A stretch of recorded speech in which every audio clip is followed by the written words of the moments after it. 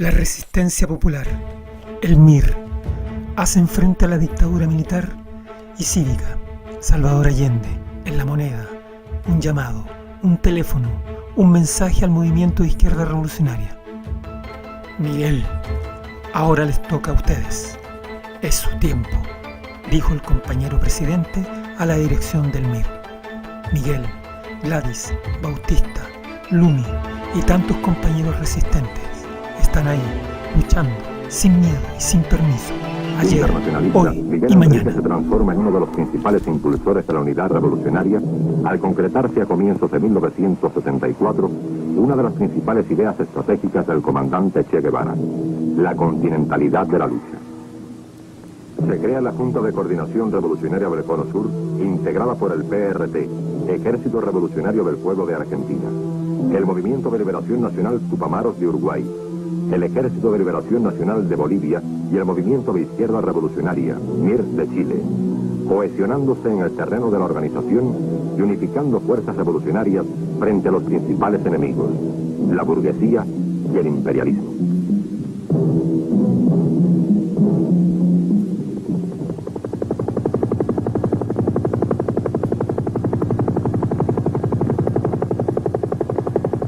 Personalmente, Miguel Enríquez dirige desde la clandestinidad las tareas de readecuación orgánica del MIR y de la resistencia popular.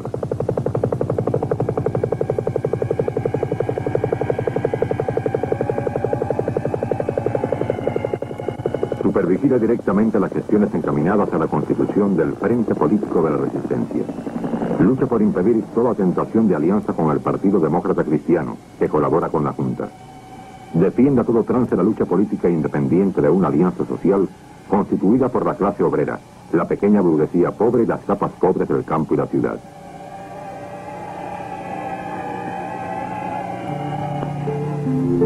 En tiempos de resistencia popular, en tiempos en que la traición estaba instalada, el MIR en clandestinidad era el motor de lucha armada contra el dictador y sus cómplices empresariales. La resistencia era la alternativa para alcanzar la sociedad justa, libre y solidaria del compañero presidente Salvador Allende y de nuestro secretario general Miguel Enríquez. Con errores, pero también con aciertos. Pueblo y a las corrientes revolucionarias de la izquierda, de dentro y de fuera de la unidad popular. Vamos a intentar unir la lucha y actividad del pueblo en los fundos, las fábricas y las poblaciones con la lucha electoral, por medio de un programa revolucionario. Participaremos en las elecciones buscando ganar la fuerza para hacer entrar en crisis al Parlamento y al orden burgués. No nos hacemos falsas ilusiones. Ni con las elecciones los trabajadores conquistarán el poder, porque la burguesía no está dispuesta a acatar las mayorías parlamentarias. Ni toda la fuerza del pueblo se expresará en los resultados electorales. Sabemos que las elecciones nunca resuelven por sí mismas los problemas. As Miguel said in one of his last interviews, when he gave to the El Rebelde, the journal of our party, some weeks ago, this year, this second year of struggle, will be that of the active resistance against the junta. We know we can beat the junta with all Chilean people. They will pay one trial by another. And I repeat to you, the world will see Pinochet hanged from the Plaza en Santiago.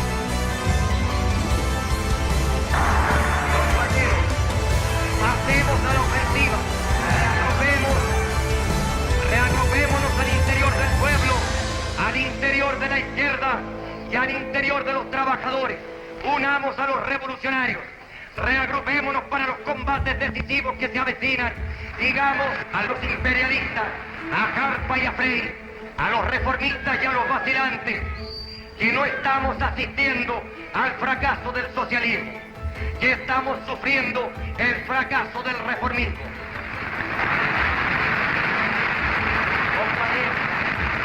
proclamemos desde aquí, todo Chile, a América y al mundo. No estamos asistiendo al crepúsculo de una revolución, sino que el largo y difícil camino del amanecer de la revolución obrera y campesina recién comienza.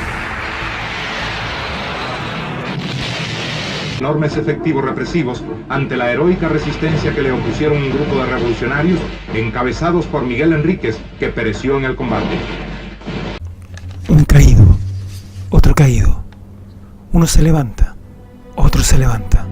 Salvador Allende, Miguel Enríquez, un combatiente, otro combatiente, sin miedos y sin permiso, resistentes hasta vencer o morir.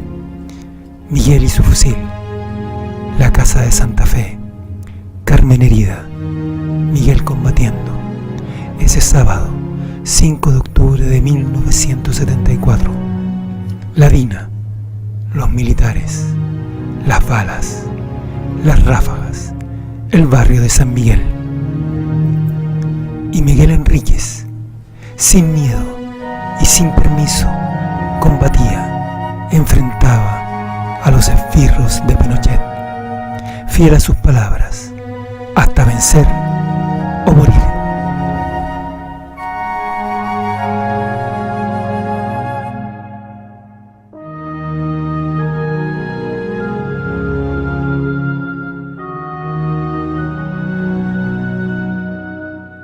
De 1 hora y media. Y que Miguel está solo y que resiste solo. Y solo porque yo estoy herida en el suelo y que ya sabemos que los compañeros... Y simplemente recuerdo que cuando me arrastran y me tiran en la calle, en la esquina, herida, yo ya estoy consciente. Y así, el ejemplo de los caídos en combate de la resistencia se plasmó en las nuevas generaciones.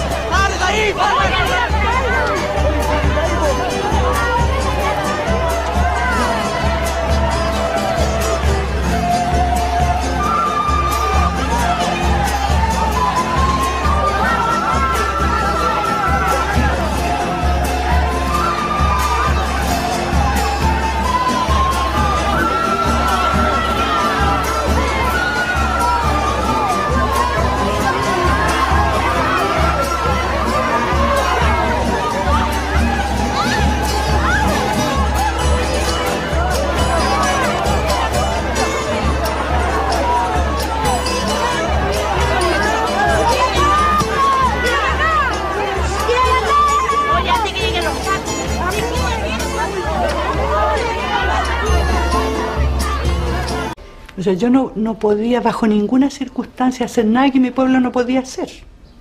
Nadie, no se podía meter todo Chile en una embajada, ¿no es cierto? Entonces, una coherencia básica, elemental, en mí. Lo quiero dejar muy claro, en mí, ¿no? Me parece totalmente legítimo que otras personas hayan tomado otras opciones. Es decir, yo no habría podido hacer eso y quedarme tranquila con mi conciencia por la forma en que yo misma había escrito. Yo soy una periodista, yo había escrito, ¿no? Había hablado en distintos escenarios, había ido a las poblaciones, digamos, a compartir con los pobladores, a enseñar cosas. Entonces yo no podía decir ahora, bueno, todo eso que les dije, ¿no es cierto?, ahora háganlo ustedes. Y yo me voy.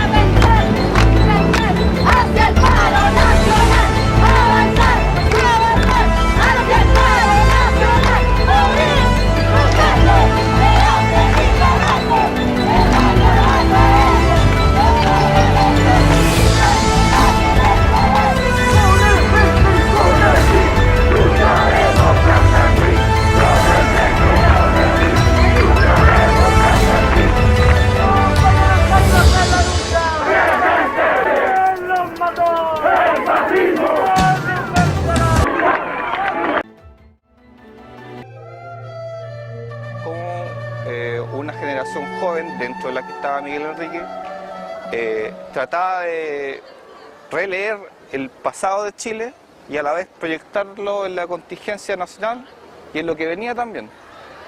Eso me pareció muy rescatable. O sea, es tan diferente a lo que había antes porque, bien o mal, antes esa participación política que había, en definitiva también se estaban jugando la vida. O sea, había una... Era de fondo el participar en política, por ejemplo, en la misma lucha contra la dictadura. Era jugarse a concha por las ideas. Hoy día yo lo veo más como importa más salir en televisión, tener popularidad en las encuestas, amarrar ciertos consensos, no importa lo que se llegue, pero finalmente importa que se llegue. Y no veo un proyecto que pretenda reformar de verdad lo que nos entregó la dictadura. Y eso tiene mucho que ver hoy día con la concepción que hay de política, que vale más la política, los acuerdos, que los proyectos en sí mismos. Tomando en cuenta el camino que siguieron algunos de sus compañeros, esto te daría para cualquier cosa. O sea, hay gente que dice que hoy día sería un exitoso empresario. Yo creo que por la inteligencia que tenía tendría plenas capacidades. O hay otra gente que, por el contrario, dice que estaría liderando muchas causas necesarias.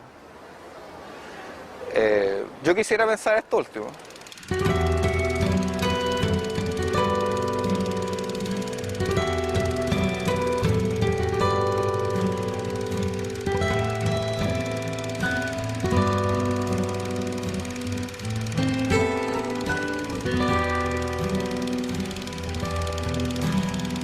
El MIR no es más que una organización política que se define por la lucha por el socialismo, se define por luchar por los intereses de obreros, campesinos, estudiantes y pobladores.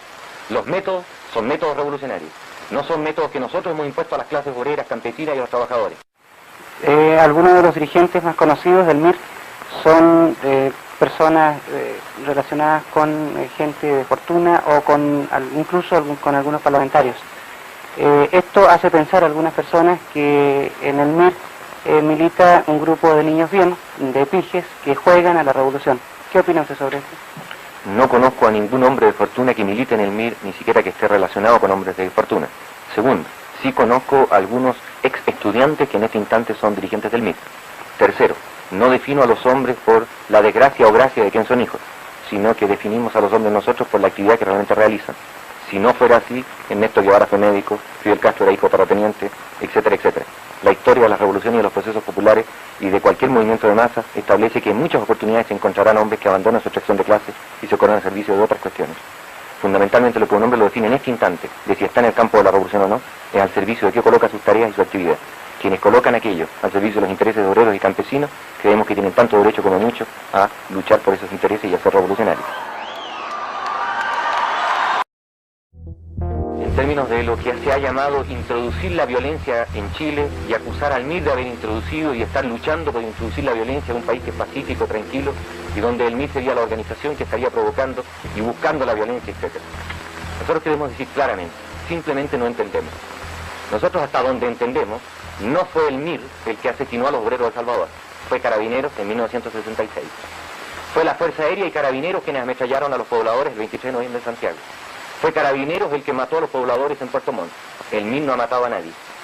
No es el MIR el que tortura a los detenidos, es Investigaciones y el Departamento de Informaciones a cargo del señor Hernán Romero. No vemos de a dónde nosotros estamos introduciendo la violencia. Si alguien ha introducido la violencia, es el ministro del Interior, Carabineros, Investigaciones, etc. ¿Usted se autodefiniría como el Che Guevara de Chile? Me parece ridículo, absolutamente. En ningún caso. Ernesto Guevara fue un gran líder de movimientos revolucionarios en América Latina que está muy lejos, no solamente de mi persona, sino de cuántas personas yo conozco en este instante en Chile. Nuestra aspiración exclusivamente es tratar de luchar bajo las grandes sendas que él dejó. La distancia que hay entre él, entre una persona como yo y entre cualquier militante de nuestra organización en este instante es enorme. Ofrendó su vida, estableció una serie de categorías desde el punto de vista conceptual, ideológico, etcétera, muy distante de lo que somos nosotros.